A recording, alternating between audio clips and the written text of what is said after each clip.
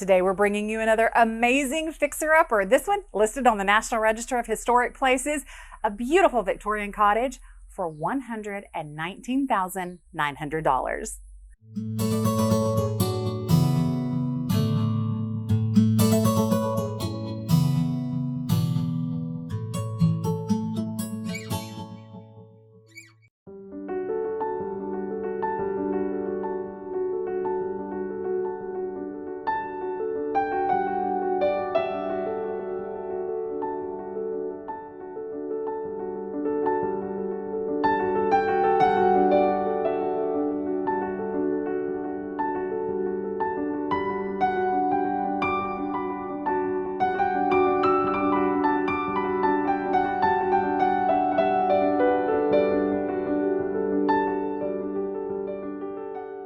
Welcome back to Preservation Travels with Lane and Kevin back in beautiful Natchez, Mississippi. We have another incredible fixer-upper for you today. You know, these are our personal favorites, these little ladies that need a lot of help. And today we've brought you to the Mary Stanton Cottage circa 1888. Mary Stanton, note that name, related to the Stantons of famous Stanton Hall here in Natchez, Mississippi. We are standing a half a block from the $1.6 million Shields townhouse that I showed you a few weeks ago. So obviously we're in a great area. This beautiful little cottage could be Pearl's twin sister, I think, on the outside. Don't you? She needs a little love. So we're going to take you inside and show you all the amazing details that remain in this National Register listed cottage and talk about the ways that you can turn this little home back into the gem she's meant to be. Now, before we get started, I want to direct you to our website, ourrestorationnation.com. After our last fixer-upper videos, we got tons of comments about, oh, if I only had the money, if I only had the money, if I only had the money. And one very angry person who thought I was lying to you about being able to do that kind of house and get a loan for it. On our website, we have an ebook that goes through the ways that you can get a loan to do a fixer-upper project. I was a lender for 15 years working as Senior Vice President of Mortgage Lending. So trust me, there are products out there that will help you not only purchase the home, but roll in the cost of the rehabilitation. So check out that ebook. It gives you literally all the information you could ever want about how to take on a project like this yourself, even if your pockets are not necessarily very deep and ready to go. Let's take a look at this beautiful diamond in the rough. Well, I'm about to start telling you about all the incredible charm that's right here on the front porch. But first, I'm going to tell you about why I'm dressed like this today. This home does have central heat and air already present. And of course, it has electrical and plumbing, et cetera, et cetera. But because it's unoccupied, all the utilities are turned off. So I dressed for the environment I'm about to go into. Anyway, let's talk about this incredible home and the beauty that we find right here on the front porch. We've got our original turn spindles, our original corbels, our gorgeous haint blue beadboard ceiling. But look at this front door. She's an almost identical match to the front door that we find on Pearl. As a matter of fact, I think it may be an identical match to the secondary door that we have in what is now the screened-in porch on Pearl. I think the bottom panel is a little different, but the rest of it is identical. Look at the fun things. We have a letter slot, we have the original Eastlake door handle, and we have the original doorbell. So let's go inside. This episode is brought to you by CuriosityStream, our favorite. We love Literally CuriosityStream. my favorite.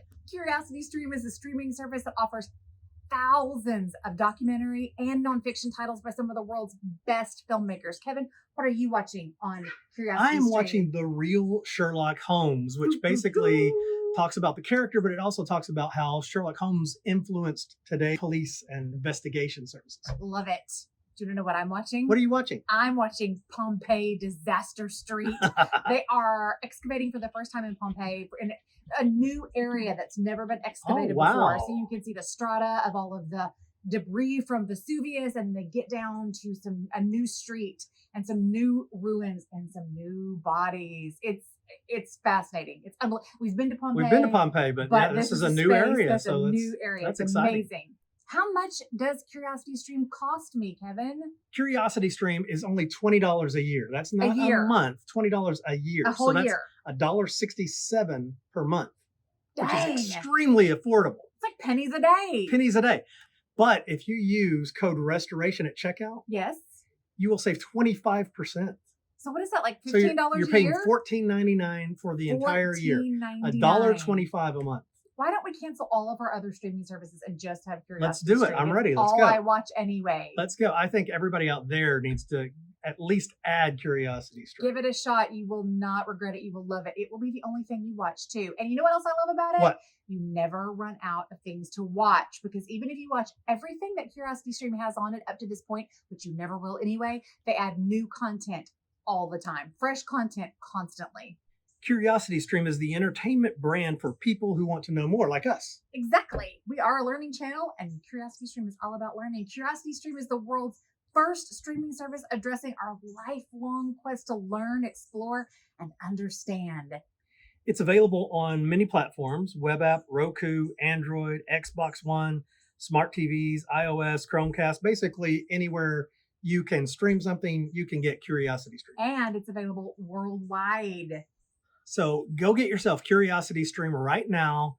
Use code restoration at checkout and you will save 25%. So you're going to pay $14.99 per year, which is very cheap. And you're going to love it. You're going to get $14.99's worth of entertainment in the first day. Right? So go get Curiosity Stream, curiositystream.com/restoration. Do it today. Do it.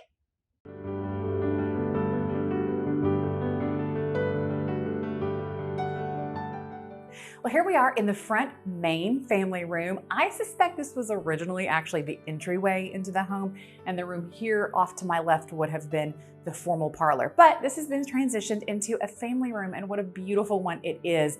2 walls of gorgeous original windows, and then all of the walls in this house are the original plaster. They do all need a skim coat. There are some areas of delamination. Now, we don't have any areas of loss, which is great. We do have some areas of delamination, so those would need to be addressed. But overall, this room is spectacular. We have the same high baseboards that we have in Pearl, beautiful corner blocks. One of the things I love about this house is that all of the windows and doors have these fluted architraves and entablatures with the bullseye terminals above them. And I love that. We don't have that in Pearl, and I wish we did. Now, in this room, we only have 9-foot ceilings, and the rest of the house has 11. So I think the ceilings have been dropped in here. You could raise those again, or you could have nice high 9-foot ceilings and call it good.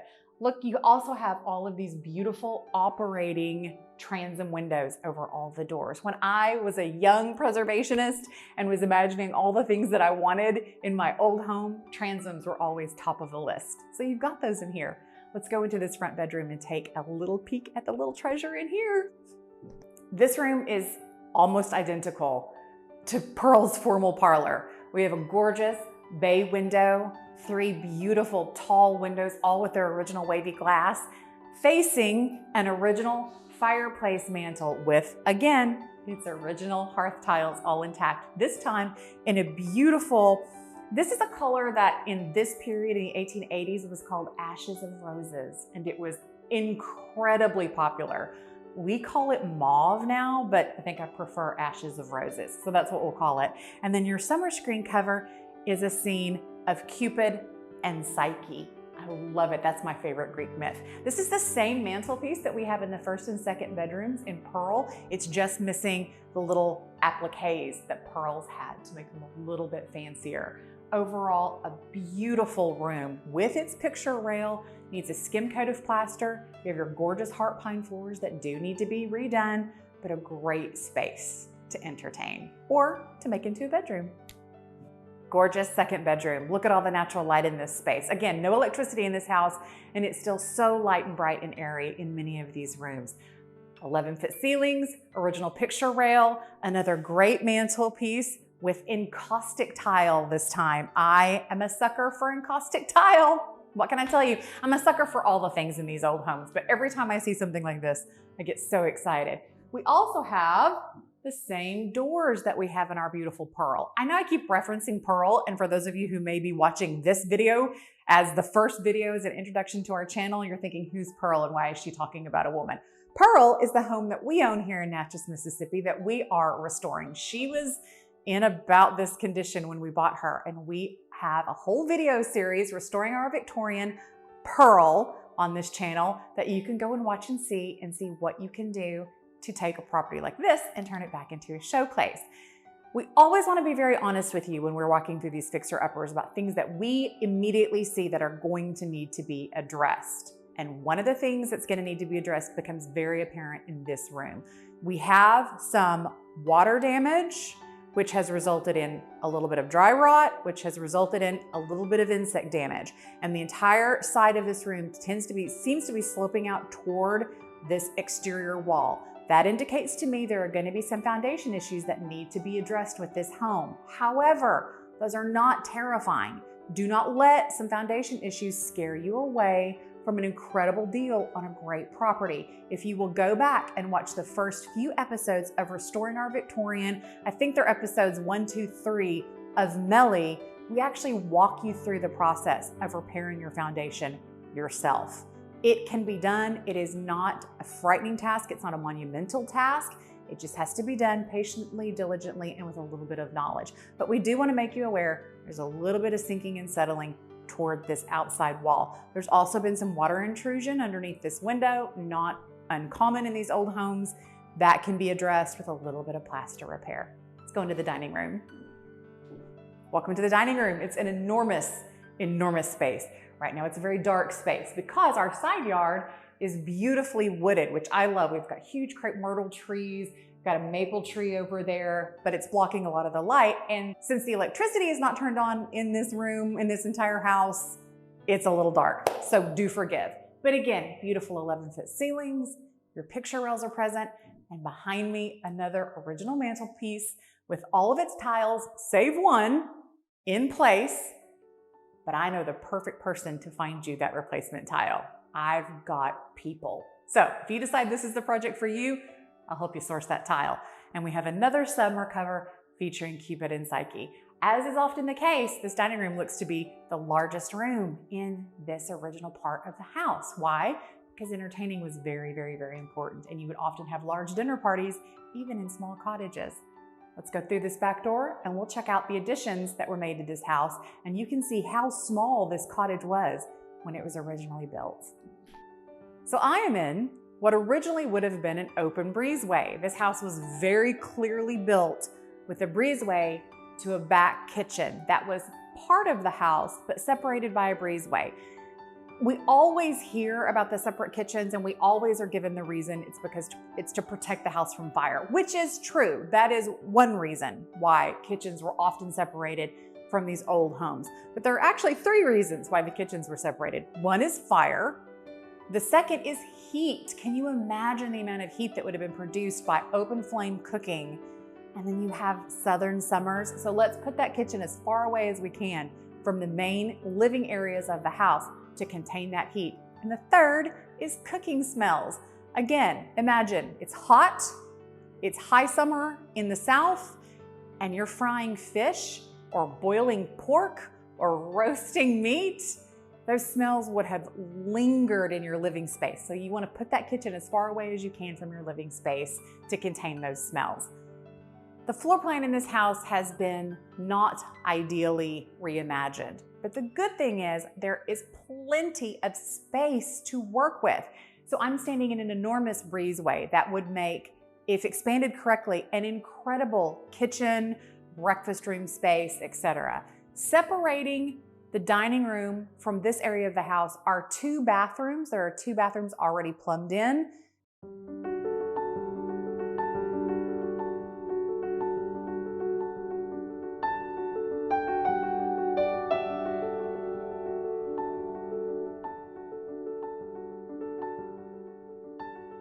So those could be reimagined into a single bath to make a main suite.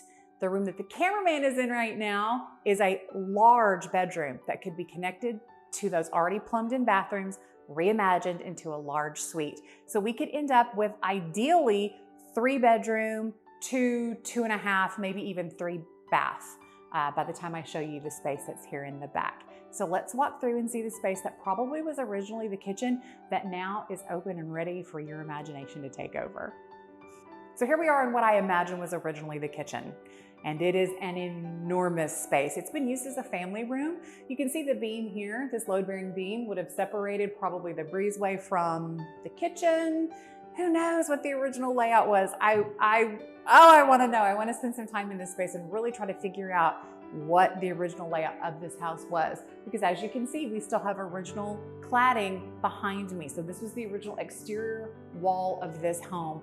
So I have a feeling this was the wall that separated and this was your kitchen space. But now it's all been opened up and you have tons of space, again, to reimagine. This would also be an incredible main suite. This house has a beautiful backyard with a view of another glorious home behind it. So this would be a great main suite, great view. You have space over here to do a main bath if that's what you'd like to do.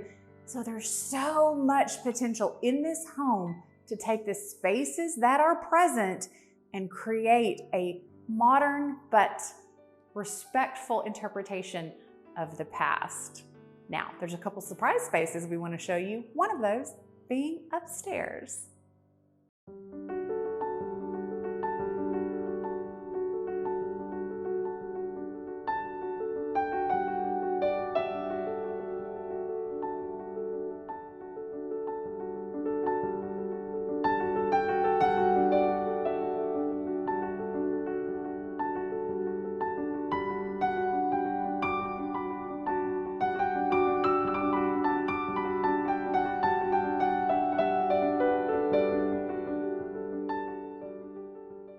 Here we are in another beautiful bedroom. Again, 11-foot ceilings, great natural light, and this one has an ensuite bath already. So we have 2 bedrooms that already are plumbed for ensuite baths. They just need to have a little bit of work on how they actually flow.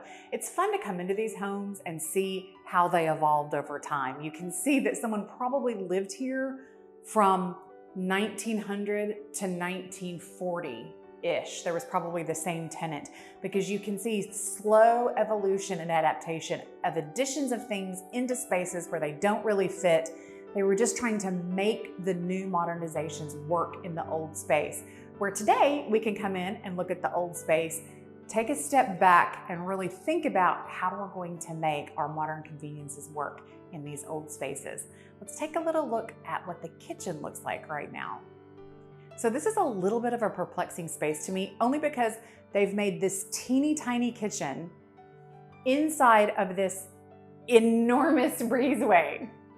So were it me, this wall would go away and I would utilize the entire breezeway as my kitchen space. It would make an enormous kitchen space. And then if you maintain that back room as a family room, then you have a kitchen, family room, open concept plan, which we don't like to take walls out in historic homes. That's a no-no, but that allows you to get that sort of modern feeling without damaging the overall flow of this home. So again, more potential. You've just got to see that it's there.